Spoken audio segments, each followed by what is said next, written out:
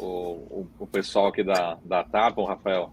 O pessoal, o Bruno falou aqui no chat, Tarpon GT é um fundo sensacional. Então, já vou passar a palavra aqui para o Rafael, para o time da Tarpon, fazer uma pergunta.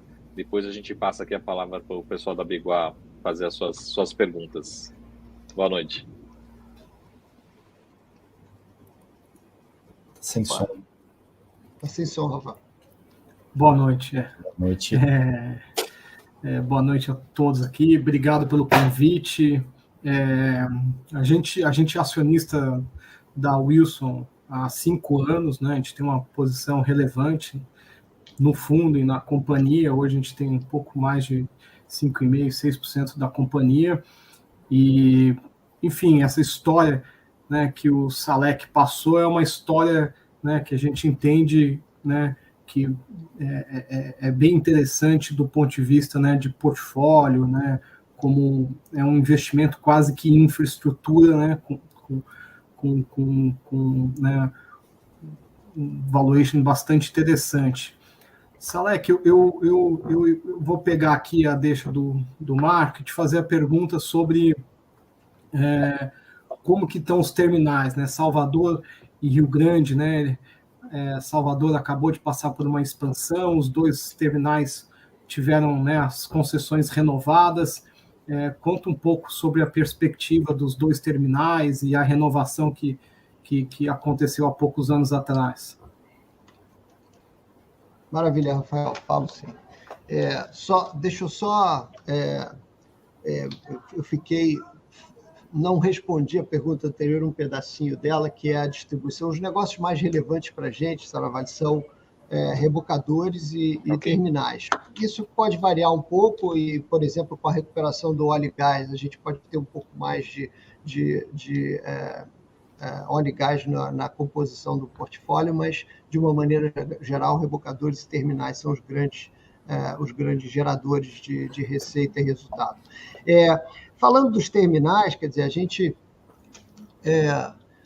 fez agora, vamos falar um pouco primeiro de Salvador. Salvador a gente renovou o contrato de Salvador por mais 25 anos, e como contrapartida dessa renovação, nós fizemos um investimento expressivo. Nós investimos, terminamos ano passado aí, um investimento de quase R$500 bilhão, que é certamente um dos maiores investimentos de infraestrutura dos últimos anos no Brasil. E com isso a gente espera garantir e consolidando Salvador como um hub fundamental para a região nordeste do país. Eu acho que é um terminal que tem uma localização que enfim, privilegiada, no sentido de que funciona bem como hub para o Nordeste, tem muita carga cativa, não tem competição dentro do Estado, e é um terminal que a gente está, do ponto de vista de infraestrutura, agora preparado para um ciclo de crescimento mais forte ao longo, enfim, de muitos anos. Então, a gente tem horizonte em função da renovação, e tem boas perspectivas de crescimento para o terminal ao longo dos próximos anos. Em Rio Grande, a gente também fez a renovação. Foi uma renovação, a gente já havia feito investimentos importantes na infraestrutura do terminal antes da renovação. Nós não temos, nesse momento, obrigações contratuais de fazer novos investimentos, mas certamente temos horizontes para fazê-lo, caso, enfim, obviamente, a gente veja a taxa de ocupação do terminal e o crescimento da economia local acontecendo. Enfim, fica num estado que tem uma representatividade importante também, é um estado que tem cargas muito importantes ligadas ao agronegócio, e nós esperamos ver ao longo dos próximos anos a indústria no estado também florescendo para que a gente, enfim, veja o crescimento acontecer lá. Os 2 terminais têm mais vocação exportadora do que importadora. Rio Grande, isso é ainda mais acentuado, mas nós fazemos absolutamente todo tipo de carga e todo tipo de operação, seja transbordo, cabotagem, importação, exportação de longo curso e tudo mais. Então, são terminais que têm longevidade aí do ponto de vista de horizonte e, na nossa visão, boas perspectivas de crescimento aí junto com o Brasil. E o que eu acho que é interessante é que são terminais que têm hoje capacidade instalada para que a gente possa crescer sem a necessidade de fazer grandes investimentos, porque a gente já fez esses investimentos.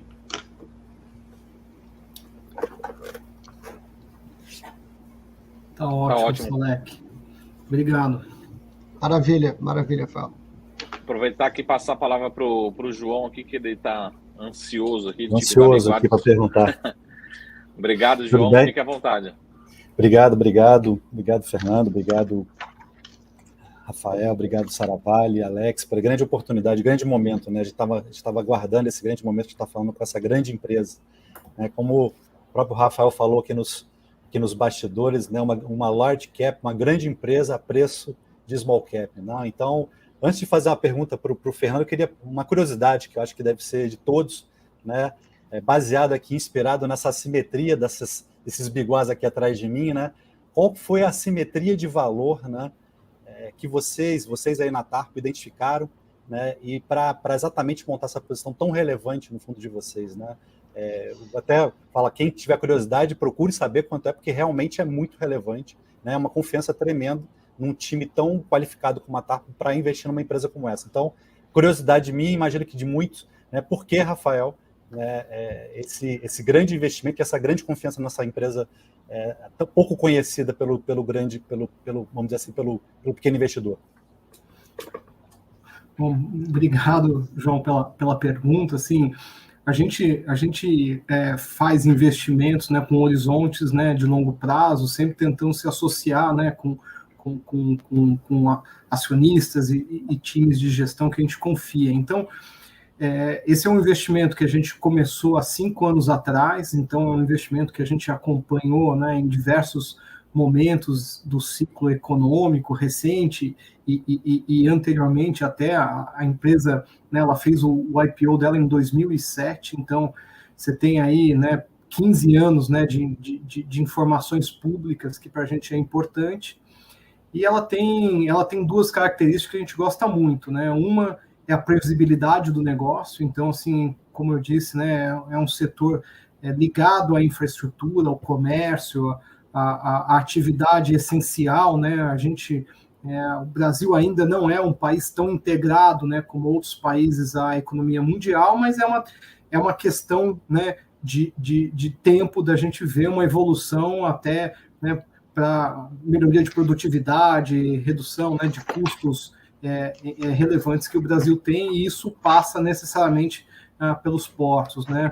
Então, a gente gosta, né, de negócios que tenham uma previsibilidade. Então, como o Salek falou, a renovação tanto de Salvador quanto o Rio Grande, né, te dá uma perspectiva muito grande, né, de investimento num setor, né, que é um monopolista, né? A gente também gosta. Competição é legal para os outros, né? Para as nossas empresas, a gente prefere que tenha um monopólio que é natural, né? Que são a localização dos 2 portos, né? Dá essa vantagem para a Wilson, né? De operar, né? Regionalmente, né? Como a principal alternativa, seja no Rio Grande do Sul, né? Através de Rio Grande, ou seja, na Bahia, através de Salvador. E a empresa gera muito caixa, né? Então, além de previsível, né, a conversão de caixa, né, do negócio é bastante relevante. Então, junta esses 2 fatores, né, com uma empresa que tem um histórico, né, de 15 anos, né, desde o IPO, de tratar bem o acionista, fez um movimento importante ano passado, né, de migração para o novo mercado, né, trouxe a empresa que hoje ela é possível de ser investida por investidores institucionais.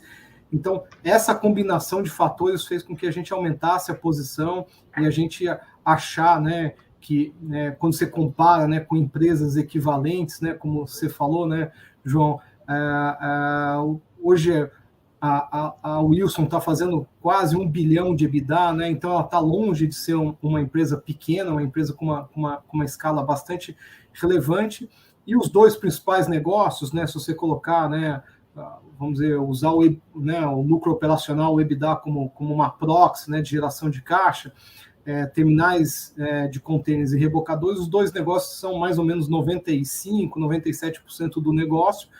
Os dois têm, né, dinâmicas competitivas positivas e são geradores de caixa. Então, essa combinação de previsibilidade, geração de caixa e múltiplo, né, baixo é uma combinação que a gente gosta bastante, por isso que a gente fez a posição que a gente tem na companhia. Maravilha, Rafael. Lembrando que também somos sócios, o Abiguá também é sócio da Wilson Souza, não em tão grande proporção, mas quem sabe um dia a gente chega lá. E aproveitando, posso fazer mais uma pergunta? Aumenta essa posição aí, João. Vou fazer isso. Depois dessa live, com certeza faremos isso. Posso fazer mais uma pergunta, ou agora para o Fernando, ou Saravalli me permita? Ô, João, pode fazer, desde que eu seja depois de você, então. Tá bom. Na sequência. O Fernando, a gente queria entender um pouco, né, da tua percepção e expectativa em relação a tudo que está acontecendo em termos desse, vamos dizer assim, do tratamento que está sendo dado para esse gargalo que é a logística no Brasil, né? A gente está vendo aí muitos movimentos, né, principalmente aí na questão ferroviária, né, nos portos, né, aeroportos, nas próprias rodovias, nas renovações de concessões importantes, né? E qual que é a tua expectativa, já que existe aí um endereçamento, acho que finalmente, né, dos grandes problemas logísticos do Brasil, do grande gargalo. Nós sabemos que temos aí grandes dádivas, né, o país tem um potencial enorme no agronegócio, na mineração, né, e falhava exatamente na questão logística. Queria saber, né, a tua perspectiva, a tua ideia em relação a este momento que o Brasil vive, né, e principalmente agora, né, que tivemos um momento histórico no dia de ontem. Eu queria que você explicasse e mostrasse a tua expectativa em relação a tudo que está acontecendo. Maravilha, João. Enfim, obviamente que a gente tem uma jornada para cumprir no Brasil enfim, ganho de eficiência no segmento logístico. A gente, enfim, claramente, o país tem, enfim, um potencial enorme, tem, enfim, deficiências de investimento em infraestrutura logística que enfim, esse gap precisa ser fechado. Eu acho que esses movimentos que estão acontecendo são movimentos importantes. Enfim, a gente tem, obviamente, algumas privatizações que são muito, muito relevantes. A gente tem alguns movimentos também que não são só do ponto de vista de ativos, mas também do ponto de vista regulatório, que são muito importantes para isso. Tem uma combinação de elementos que precisa avançar, enfim, em conjunção. Um exemplo disso por exemplo, a BR do Mar, que é um estímulo importante à cabotagem, que enfim, claramente uma alternativa logística, enfim, de vocação natural do Brasil. Quer dizer, um país que tem a costa que o Brasil tem e a dimensão continental que o Brasil tem, a cabotagem é claramente uma alternativa logística eficiente para o país. A partir de determinadas distâncias, ela é eficiente do ponto de vista de custo e é eficiente do ponto de vista de segurança também. Então, assim, eu acho que a gente precisa avançar, inclusive porque nós, quando a gente fala, por exemplo, da nossa infraestrutura portuária, é muito importante lembrar que não é só a infraestrutura portuária em si, o investimento que você faz ali no seu terminal, mas como é que os acessos acontecem, né? Quer dizer, enfim, nós, por exemplo, em Rio Grande, temos acesso, a sorte de ter aí acesso multimodal, né? Enfim, obviamente o rodoviário, mas tem também o ferroviário, mas essa malha de infraestrutura de logística é muito importante para o país. A gente precisa avançar e diversificar os nossos modais logísticos, e eu acho que agora a gente está vivendo um momento de avanço, né? A gente está vivendo um momento de avanço desse tema no Brasil. Acho que nós acordamos para o tamanho do gap de investimento em infraestrutura e resolvemos endereçar essa questão. E claramente nós, aí falo eu da Wilson, nós queremos participar desse processo, né? Queremos participar ativamente, estamos muito atentos a tudo que está acontecendo, estamos atentos aos processos de privatização que estão acontecendo e olhando seletivamente, com muita disciplina de capital, mas olhando com interesse para eventualmente participar desses processos e certamente participar também com a nossa base de ativos, que já está aí estabelecida, instalada com muita força para dar impulso a esse movimento no Brasil.